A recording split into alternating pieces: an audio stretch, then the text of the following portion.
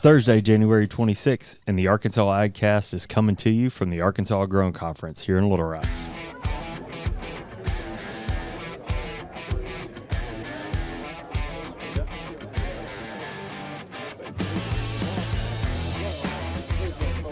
You're listening to the Arkansas AgCast, where we discuss the latest news, trends, and issues impacting Arkansas farmers and ranchers. Our show is brought to you by the Arkansas Farm Bureau Federation. I can tell you that when it is a live show, meaning that we're somewhere live and in person, you never know what you're going to get. Very professional. I mean, overly. Oh we didn't, gosh. it's not like we didn't re-record this about 5 or 6 times. No, look, here's the other issue is that there is a very important general session happening right behind us. Yeah. And so we're trying not to be too loud.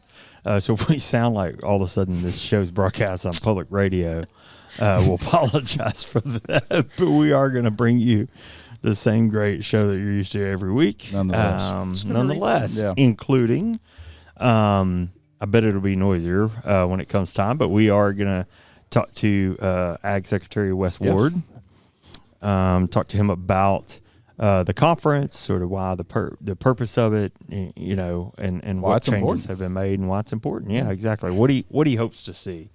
And I bet we have a fun question for him or two also while we're getting along. Yeah, I think we will. Should be entertaining. Yeah. I'm sorry. Sorry, I was just Exactly. laughing. You are funny guys. Funny guys. I can't even see McMinn right Funny- now. Just FYI. Funny, It's just- haha. Yeah, funny how. I just see Jason's head, and that's pretty much it at this point. Well, I apologize. I'll talking make sure head. to step back as we take turns. Next week, winter commodity meetings going down in North Little Rock, just across the river from where we are now. Those meetings will begin, I believe, around 8:30 in the morning and run really into the afternoon. That'll include every one of our commodities at Arkansas Farm Bureau, including the brand new small ruminants division.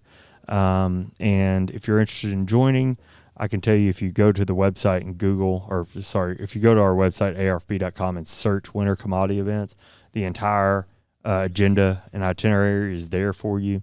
You can see all about it, find out how to attend, all that good stuff. But it will be January 31st, kicking off that morning around 8:30 at the Wyndham Riverfront. Yeah, So please not the come out embassy. and join us. We've Not been at the embassy historically, and then now we're going back to the Wyndham. So- Okay, good. So Don't drive don't to be West Little confused. Rock. You'll waste a lot of time in that awful morning traffic. So probably one of the last times that we'll remind you of this, but the Ag Census deadline is approaching very quickly, February 6th. If you have not participated in that or filled out your form, please make the time to do that. Again, the deadline's February 6th. You can go to the NASS website. I bet you can search Ag Census. You can find it a number of ways, but it's really important to make your voice heard, express your own experiences and data and information in there to help provide a more robust and helpful ag support network. The numbers we have displayed here at the booth are actually from the Ag Census of 2017. Oh, interesting. Oh yeah, they probably can't see those. Yeah, things Listen. like the number of how many pounds of tomatoes we produce and how many operations in Arkansas grow strawberries, things like that. I bet Matthew will drop that Few into highlights. the video if you're just if let you're y'all know watching. this booth looks great. Looks great. Yeah. And I'm not just saying that because I helped set it up, Yeah. but Autumn and Jenny did a great job. thank Yeah. you. Shout out to Autumn. Thank you. Autumn, Jenny, thank you. Autumn Just and fished Jenny for a will compliment. be here for the next couple of days. I won't be here. I'll be here. Listen, McMinn John, and Autumn. John McMinn. Autumn will be here. If you've got questions about what we do at Arkansas Farm Bureau, Yeah. if you're interested in learning Becoming a more member. about what we do or becoming a member, what the Yeah. support that comes along with that, make sure and stop by and see us For again. sure. We're at the Embassy Suites. And there's some Um, mini garden grant information, like a lot of stuff here Oh, that you can excellent. pick Yep. up from the table. Just stop by and grab it. Awesome. And It looks Everything like on the even- table is free. Looks Well- like we've got a couple giveaways too. we do have giveaways and whatnot. We want to know what commodities you're interested in. We're trying to collect some information, and we got legislative directory here. Oh, nice. Yeah. And that thing's been a hot ticket item. Exactly. We're the only ones who have it, right? I think so. Yeah. So we got that At least here. a printed version. I mean, if you want some free stuff, you might as well stop by. Yeah. Come and get it. All right. Anything else we need to know about the Arkansas Growing Conference? No, we're here. I'm just excited it's finally here. We're not talking about it. Yeah. I feel like we've been talking about it since you started the show. Yeah. Since we found out it was sold out, it's pretty obvious that it is. We've got trade show booths all the way down the hallway.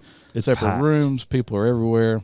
The buzz is here. People wanted it more than I'm excited. Yeah. Nonetheless. I'm telling you, I bet Matthew, I think he told me he plans to show some sights and sounds, or at least sights of the conference around as the video for the podcast plays. So if you're watching us, you'll probably see some of that. Anyhow, well, with that said, I guess we ought to get into the news. We do have that interview with Secretary Ward coming up, so let's get going.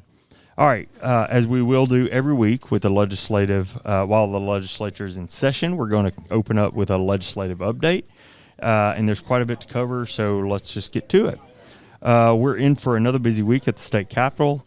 This being the third week of the 94th session, business is in full swing. Both sides, the House and the Senate, reconvened on Monday, and several committees have been meeting this week.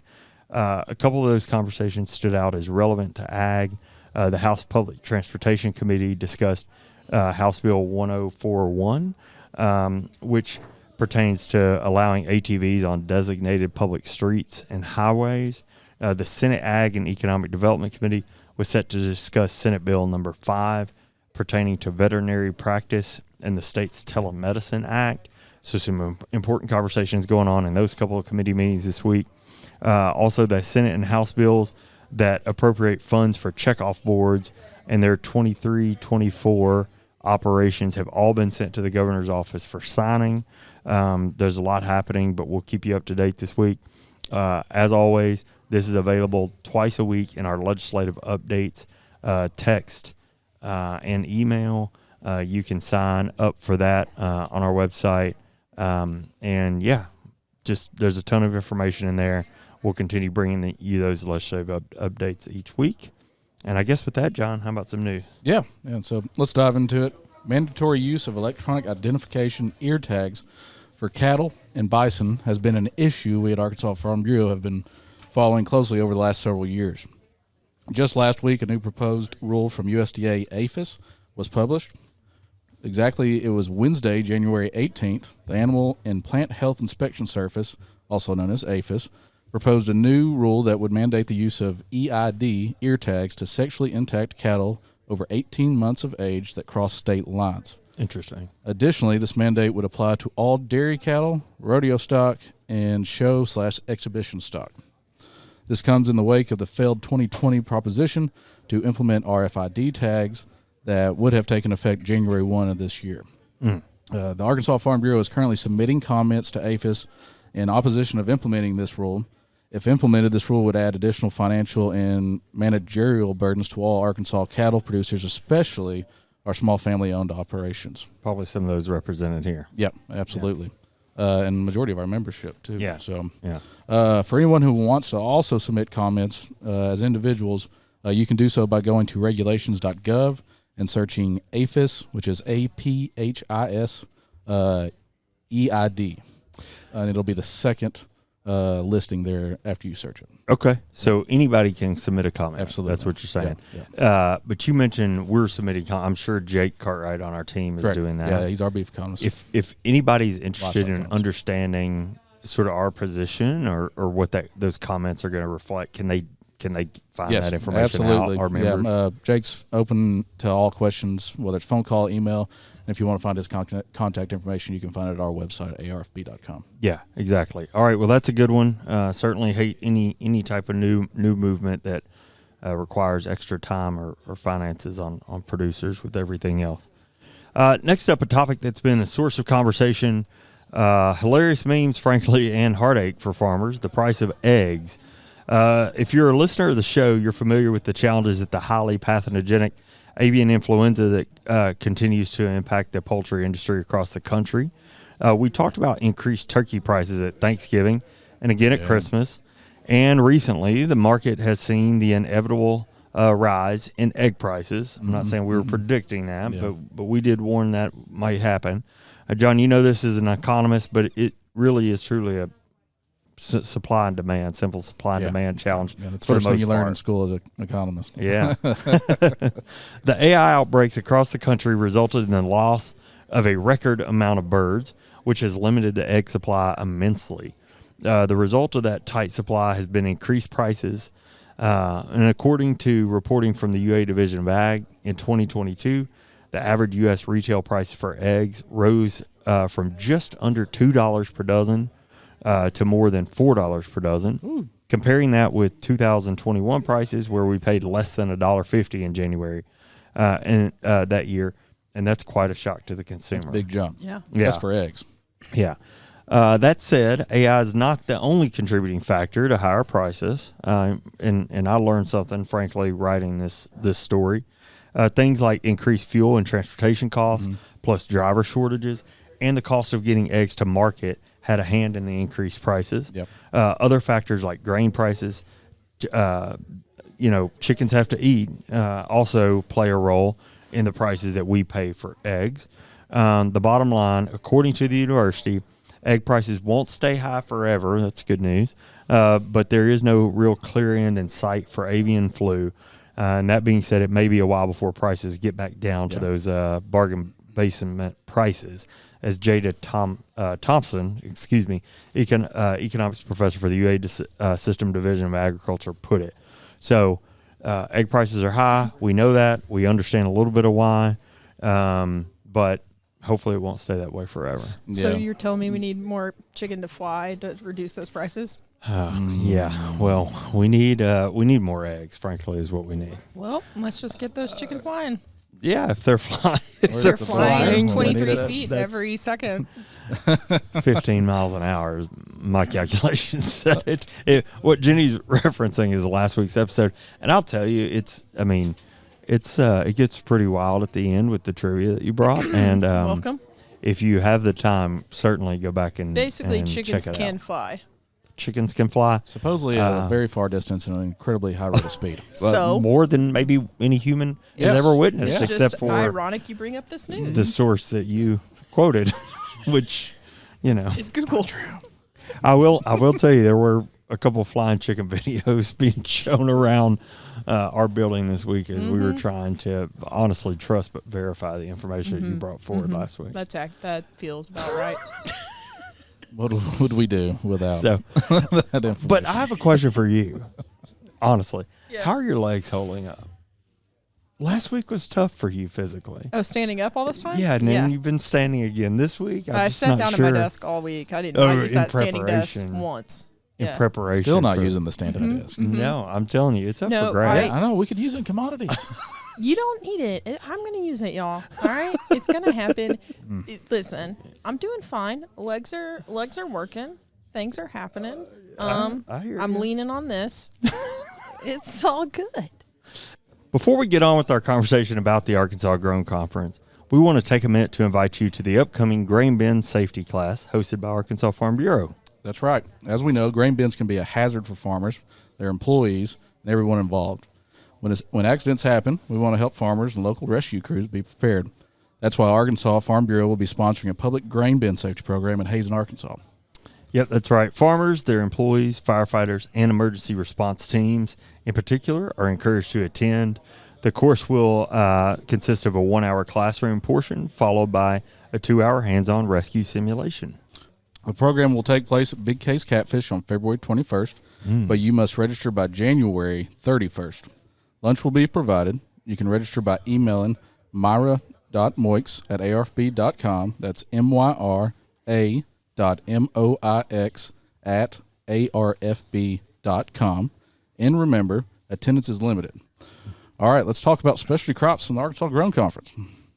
Yes, sir. It's a pleasure to have Secretary Wes Ward here at the Arkansas Grown Conference. Thank you, Secretary Ward, for having us. We appreciate you. We're happy to be here. but even more grateful for you taking the time to take part in the Arkansas AgCast. Absolutely. Appreciate y'all being here. I think we're going to have a great conference, and appreciate y'all doing this here. Sure. It's busy. I can tell you that. You can hear it, which is why we do this kind of thing, so you can kind of see the sights and sounds. John just flew in from a soybean association meeting in Brinkley. Oh, you were there together? Yeah. God. We're just following each other around. Yeah. Back and forth. Ag's a small world. It is. Soybeans, especially crops. That's right. Oh, my goodness. All right. Well, let's begin. Let's get going. We'll talk about the conference itself.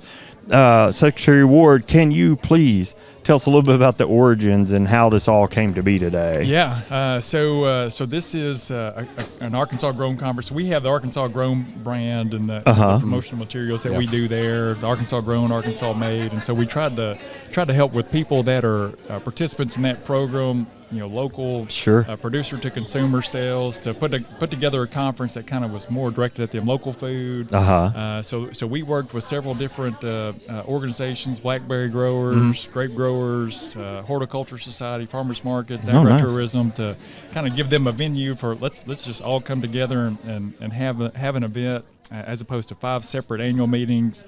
Let's combine them to one, make it part of an Arkansas Grown Conference, and we can all do it together. Yeah, so speaking of that, John's our local specialty crop expert. That's what they tell me. We've been talking about this event for a few weeks on the show now, and he's like, look, guys, it's a big deal because we're going from like 5 or 6 meetings down to 1. And I think that is shown if you take a minute to look around. I mean, just the excitement and energy around here. I think people are excited to all be in the same room together. Yeah, that's been kind of the issue is we've all been different silos, if you will. And now this conference is able to bring everybody in the state together finally. So I'm pretty excited about it, and thank you for it. In the department. Yeah, no, I think it's going to be really good. We've had we were. I'll just tell you a little bit about the numbers. Please do. We were expecting about 100 to 150 people, and I think we had about 450 people that registered, 70 vendors and other people showing up. So it's I think there's a lot of excitement and enthusiasm for that reason. Yeah. Let's try to break away from the silos. Let's all get together. We can learn from each other, and what are you doing that I can learn from? Absolutely. And vice versa. So I think it's going to be good. The buzz grew, didn't it? People are excited. It's all because y'all been talking about it the last couple of weeks. That's it. We're glad to help. That's it. Well, we got some questions for you also. You bet. So we talk a lot about commodities like row crops, like we just came back from Brinkley about soybeans. And livestock, of course, it's all over the western part of the state and other parts on our show particularly, but local foods. The industry in Arkansas is really strong. Yeah. So why is it important to have this event focused on local foods itself specifically?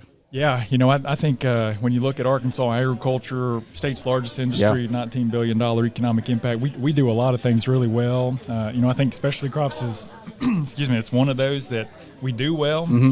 But I think it's one of those areas where there's a lot of potential. It seems to be growing, a lot of room for growth. And so whether that's farm to school, just direct to consumer sales, farmers markets, agritourism.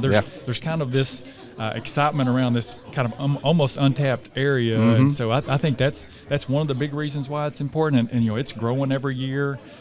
Just the number of people and producers that are participating, but also the consumer interest on. I want to know more about this. I want to know who. Who people my farmer is concerned about where their food comes Absolutely. from and who's growing it, and the potential here is huge. In the state. That's right. So we've got a good foundation, and I'm excited to see where it goes. Yeah, I am too. Yeah, a lot of interest on the consumer side about where my food comes from, how it's grown, wanting to be involved in really that entire process, and I think nobody's better suited to tell that story probably right now, at least in the specialty crop producers. Absolutely. Well, look here. You obviously your team is heading this up. You put all this together.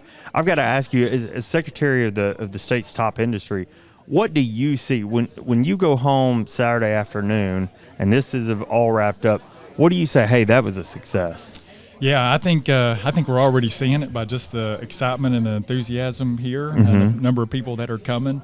If we were putting on this conference and nobody showed up and nobody was excited about it, then I'd say we failed. But just even day one, I think we're already seeing success. Just people who are learning and talking to each other and meeting new people. And to me, that's success where people learn and can continue to grow. It's not stagnant. We're growing, we're learning, and I think that's success. Yeah, I think you might have outgrown your venue already. We We're gonna have to go somewhere different next year. My goodness. I mean, it's just packed in here as you can see if you're watching.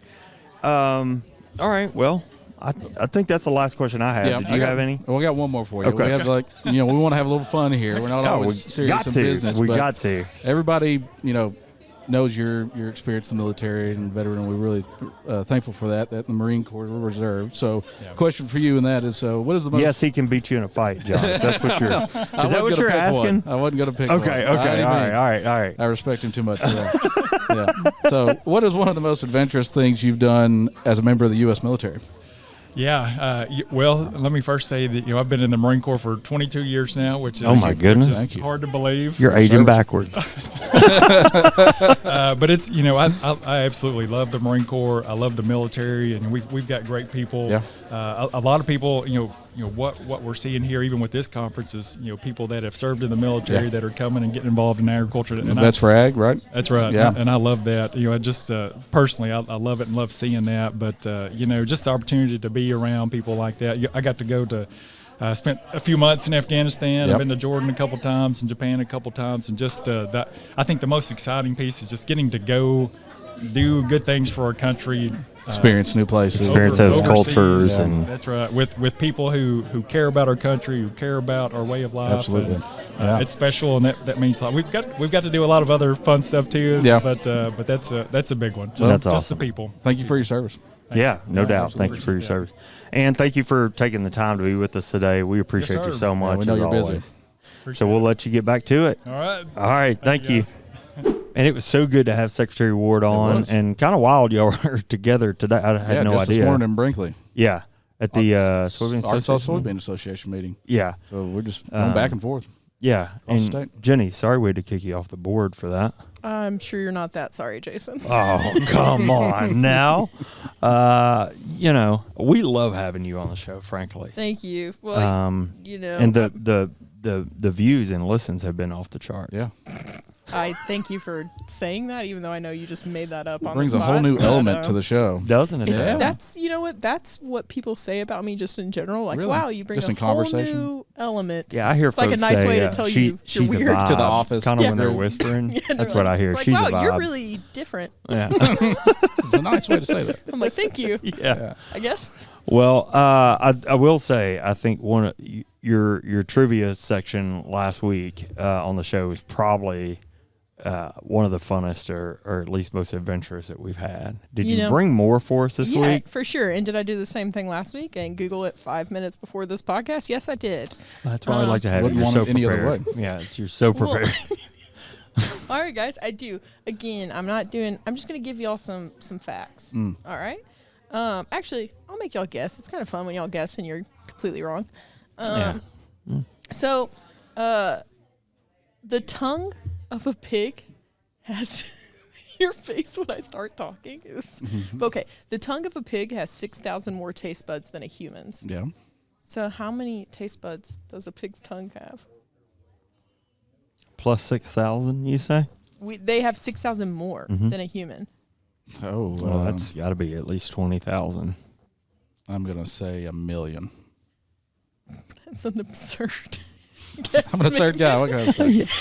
He usually guesses $1. I So didn't know the answer to that question. This week it's all or nothing. It's like $1. No, it's 15,000. 15,000. While 15,000. I was humans close. only have 9,000. Here's just a random fact. I'm not gonna make you guess, but horses live about 30 years. However, an English barge horse named Old Billy was 62 years old when he died and is the oldest recorded horse. Poor Billy. goodness, poor old Billy. Yeah, You I thought know- he was a good horse. That's Yeah. an accurate name though, Old Billy. For sure. Yeah. I wonder if his name was Old Billy first, Yeah, like because from birth. not young. Was it old or old? Old. Old. Yeah. Old. That's a good clarification. Okay, so there are more cows in the United States than people, supposedly. Heard that. Yeah. New Zealand has more blank than people. Sheep. Yeah, that's right. Wow, this is That's- really I fun. did- I This was, podcast I was here. a little confused because we're talking Strong. about Arkansas Strong here with agriculture, but Small ruminant facts on New Zealand. yeah, look at Okay. that. Because of a way a cow's legs bend, they are in. Front or back? Here we go. No, it's just because the Here way we the go. cow's legs bend. Okay. All right. They are incapable of walking downstairs, but they can what? Walk upstairs. Yeah, I led you there. Yeah, I appreciate that. Do you know Is that this the one? portion of the show where we ask people to send in videos of cows walking Yeah. upstairs, or is that Prove coming Jenny later? wrong. I don't know. But Well, I will tell you, one of my favorite episodes of Andy Griffith has to do with cows walking, and it was a thief who put human tennis shoes on a cow to confuse the police and make them think that there were 4 people involved or 2 people involved instead of 1. I think I know Andy which one. Griffith. I think Yeah. I think I know. Story which one time you're with talking- Papaw. If you're Date yourself interested. Okay, here we go. So this is my last one. So we talked about chickens last week. But let's talk about turkeys. Oh, So okay. most domestic turkeys are incapable of flying, while turkeys can, however, and are capable of reaching speeds of blank per hour for short distances. Don't come in here with that. 5. Okay. 11. It says that they're capable of reaching speeds of 55 miles per hour for short I distances. don't believe your poultry facts at all. I'm done with this.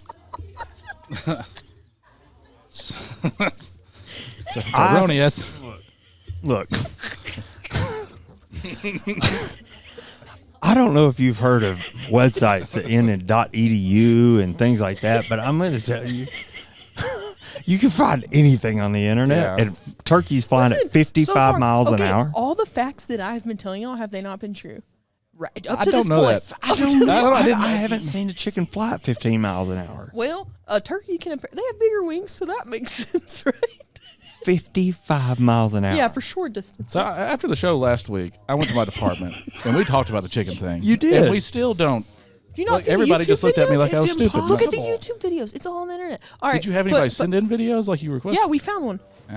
And then, they can also run up to blank miles per hour. So the last one was 5. They fly 5 miles per hour. But how fast can they run? If you say a speed that even gets close to 55 miles an hour, it will be your last day on this program.